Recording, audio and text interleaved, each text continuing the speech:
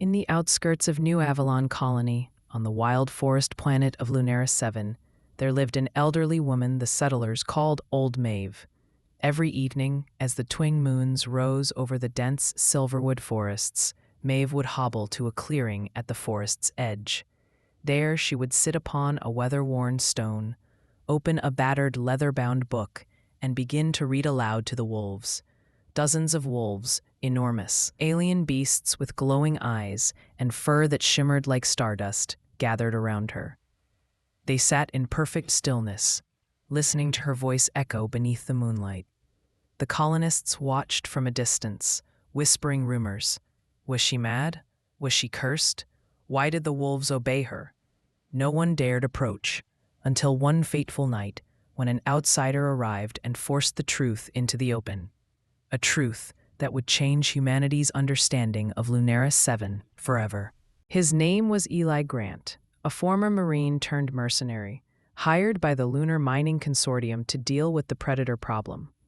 The wolves, the miners claimed, had been raiding their outposts, destroying equipment, and frightening workers.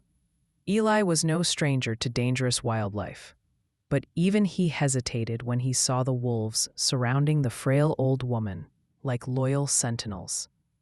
"I don't want bloodshed, old lady," Eli called out, rifle slung across his chest.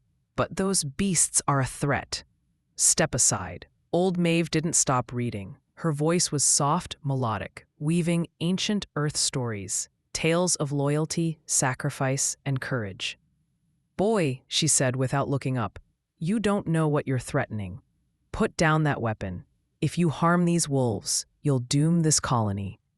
Confused, but intrigued, Eli lowered his rifle. That's when Maeve invited him, and the hidden crowd of colonists who'd gathered to watch, to sit and listen. And so, she told them her true story. Decades ago, Maeve had not been an old woman, but Captain Maeve O'Connell, commander of the UNS Valiant, the first exploratory vessel to chart Lunaris 7. Her mission? Establish a foothold for humanity. But upon landing, disaster struck. A powerful solar storm disabled the Valiant's systems. Communications down, supplies dwindling, the crew was stranded. Then the wolves came. At first, the humans saw them as predators, but Maeve noticed something strange. The wolves didn't attack unless provoked. Instead, they watched, studied. One night, as Maeve lay near death in her broken command module, a wolf approached. It dropped a bundle of forest herbs at her feet, herbs that dulled her fever and helped her heal. Maeve realized the wolves were intelligent, not mere beasts, but the descendants of an ancient symbiotic species that once coexisted with another sentient race, now long extinct. The wolves remembered, and they were lonely. Over time, Maeve learned to communicate, not with words, but with stories, gestures, songs. The wolves responded to her tales. They understood honor, family, loyalty, values that echoed their own pack instincts. Her crew survived only because of the wolves. They guided the humans to food, sheltered them through brutal storms, and defended them against other alien predators. When rescue finally came, Maeve refused to leave. She stayed behind, choosing life among the wolves. For decades, she kept the pack alive, ensuring new settlers respected the balance. The wolves were not raiding the mining outposts out of malice. The miners had disturbed sacred hunting grounds and den sites, places where the wolves mourned their ancient lost partners. Maeve's tale moved Eli and many colonists, but the mining consortium wasn't swayed. They sent combat mechs to exterminate the wolves. On the night of the assault, Eli made his choice. He stood with Maeve.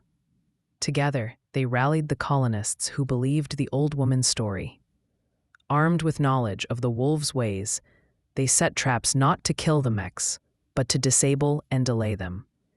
In the chaos, something miraculous happened.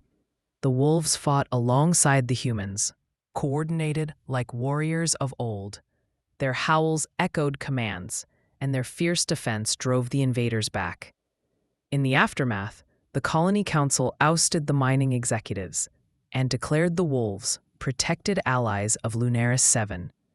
Maeve, her hair now as silver as the wolf's fur, became a living legend. Eli stayed too, helping to forge a new future, one where humans and the wolves coexisted as the planet's rightful guardians. And so, every night, old Maeve continued to read to her wolves, ensuring the ancient pact would never be forgotten. No one understood why the elderly lady read to wolves until they heard her story, and in her voice, they heard the wisdom of two worlds, human and wolf, bound forever by honor, sacrifice, and the power of a shared tale.